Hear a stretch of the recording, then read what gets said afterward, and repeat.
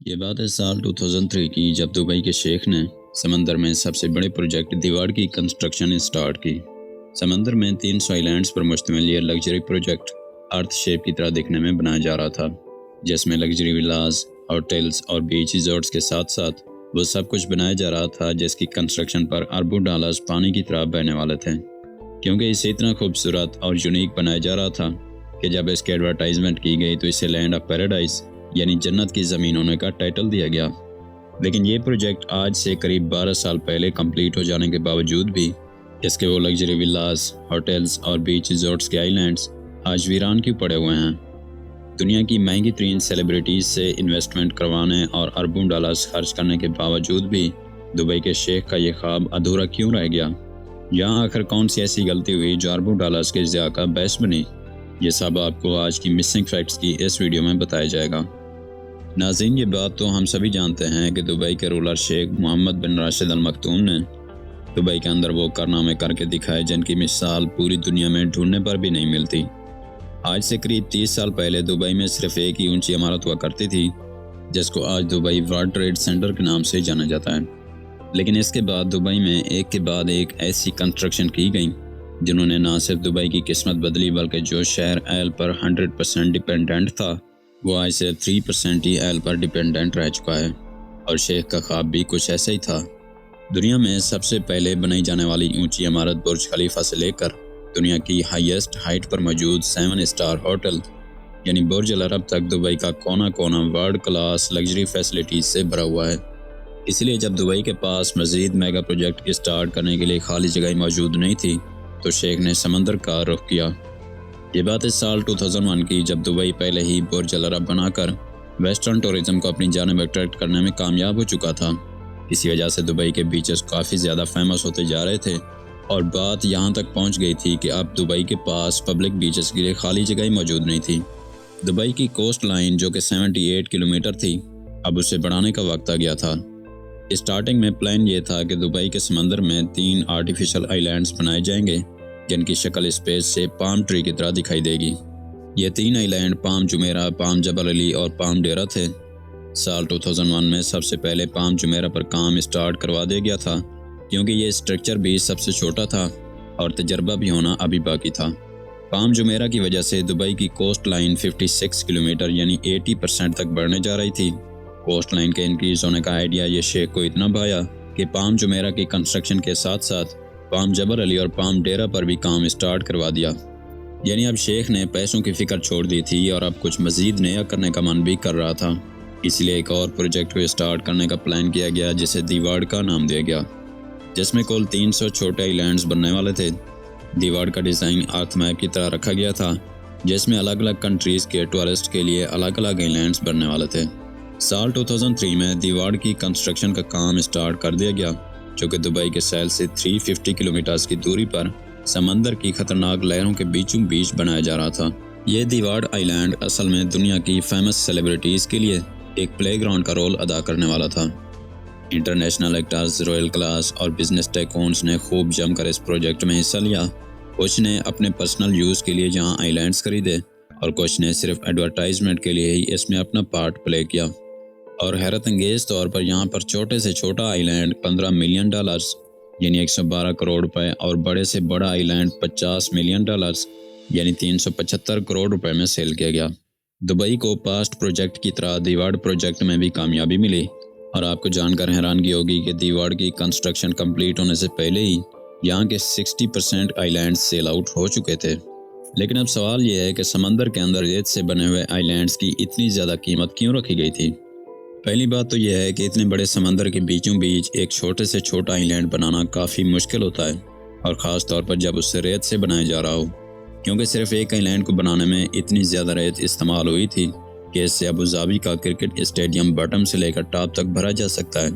اور اگر بات کی جائے پتھروں کی تو دیواڑ کے آئی لینڈز میں استعمال ہونے والے پتھروں کا وزن 5.5 لاکھ ٹرین انجنز کے وزن کے برابر بنتا ہے۔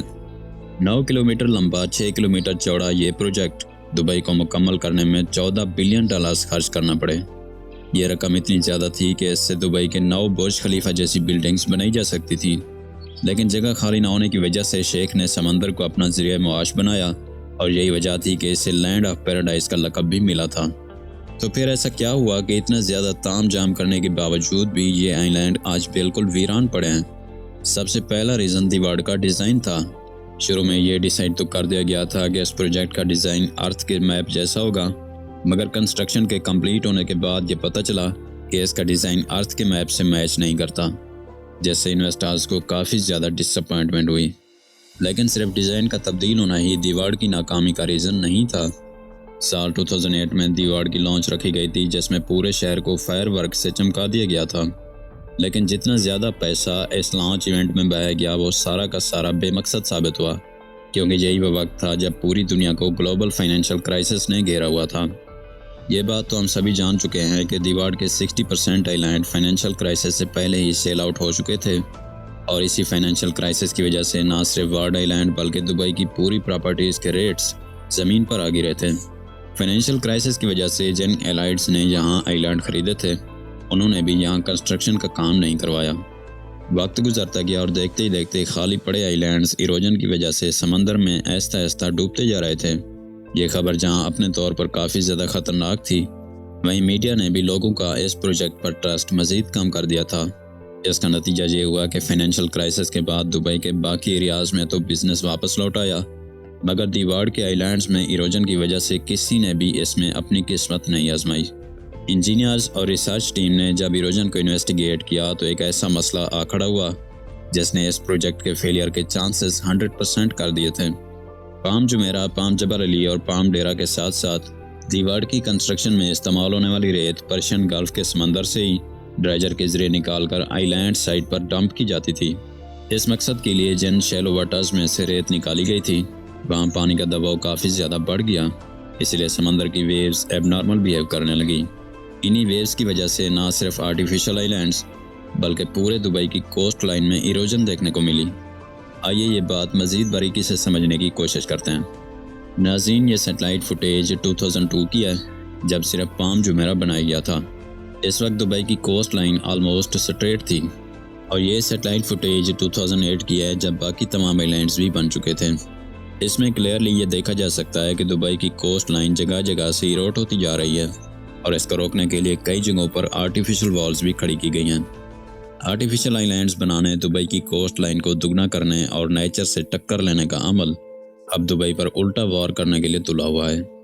اس معاملے نے انویسٹرز، بزنس ٹائکونز اور سیلیبریٹیز کے ٹرسٹ لیول کو اتنی ٹھیس پہنچائی کہ دبئی گورنمنٹ نے تمام آئی لینڈز پر فوراً کام رکوا دیا۔ حتیٰ کہ نوبت یہ بھی آئی کہ دبئی کو پام جبل علی کے انویسٹرز کو ری فنڈ کرنا پڑا اور پام ڈیرہ کے پروجیکٹ کو آدھا ہی چھوڑ دیا گیا۔ بے شک پرائیویٹ آئی لینڈز کا الگ ہی مزہ ہے، لیکن جو لگژری وارڈ آئی لینڈ میں انجوائے کی جا سکتی تھی وہ پام جمیرہ پر آلریڈی لوگ کر رہے ہیں۔ آخرکار پام جمیرہ ہی دبئی کا وہ پہلا آئی لینڈ تھا جو کہ بھرپور کامیاب ہوا، اور یہ سمندر کی خطرناک لہروں کے بیچوں بیچ آج بھی پوری شان و شوکت کے ساتھ کھڑا ہوا ہے، جہاں پر کئی فیمس سیلیبریٹیز اپنی پراپرٹیز کو اون کرتے ہیں، جس میں famous Italian fashion designer Giorgio Armani, Bollywood actor Shah Rukh Khan اور ایشوریہ رائے کے ساتھ ساتھ کئی دوسرے جانے مانے نام بھی شامل ہیں۔ لیکن ایسا بھی بالکل نہیں ہے کہ دیواڑ آئی لینڈ پر کسی نے بھی اپنا مینشن نہ بنایا ہو، کیونکہ 300 میں سے 9 آئی لینڈز ایسے بھی موجود ہیں جن کو ڈیولپ کیا جا چکا ہے۔ جی ہاں، ان میں Lebanon island, pets island, heart of Europe islands اور فارمولا 1 ڈرائیور کے نام پر بنایا گیا مائیکل شومیکر آئی لینڈز وغیرہ ڈیولپ کیے جا چکے ہیں، اور باقی 291 آئی لینڈز بالکل خالی پڑے ہوئے ہیں اور آہستہ آہستہ سمندر کی نظر ہوتے جا رہے ہیں۔ دبئی کے شیخ اپنی اس ناکامی کی وجہ سے کافی زیادہ شرمندہ ہیں، اور اپنی اس ناکامی کو سدھارنے کے لیے نئے اور جدید پروجیکٹس بھی لانچ کرنے میں لگے ہوئے ہیں۔ نیا پلان یہ ہے کہ پہلے دیواڑ کے یورپ آئی لینڈز کو ڈیولپ کیا جائے۔ سویڈن آئی لینڈ میں 10 پیلیسز، جرمن آئی لینڈ میں 32 ولاز اور ٹوٹل 78 فلوٹنگ سٹریٹس بنانے کا پلان کیا جا چکا ہے۔ ان فلوٹنگ سٹریٹس میں ٹورسٹ سمندر کے جس حصے میں چاہیں جا کر انجوائے کر سکیں گے، اور نہ صرف سمندر کے اوپر بلکہ ٹورسٹ اپنے انڈر واٹر بیڈ روم سے میرین لائف کو بھی انجوائے کر سکیں گے۔ اور اسی لیے یہ بات تو کلیئر ہے کہ دبئی ان چھوٹے موٹے فیلئر سے گھبرانے والا نہیں ہے۔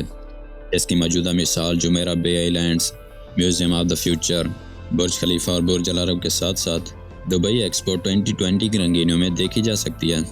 ساتھ ہی ساتھ دبئی کے فیوچر پروجیکٹ میں دنیا کا پہلا ڈائنامک ٹاور بھی موجود ہے، جہاں پر ٹورسٹ جس طرف مرضی چاہے اپنے فلور کو گھما کر دبئی کا 360 ڈگری ویو انجوائے کر سکتا ہے۔ امید ہے مسنگ فیکٹس والوں کی یہ کوشش آپ لوگ بھرپور لائک اور شیئر کریں گے اور کمنٹ سیکشن میں اپنی محبت بھی ضرور دکھائیں گے۔ تو ملتے ہیں آپ سے اسی طرح کے ایک اور شاندار ویڈیو میں۔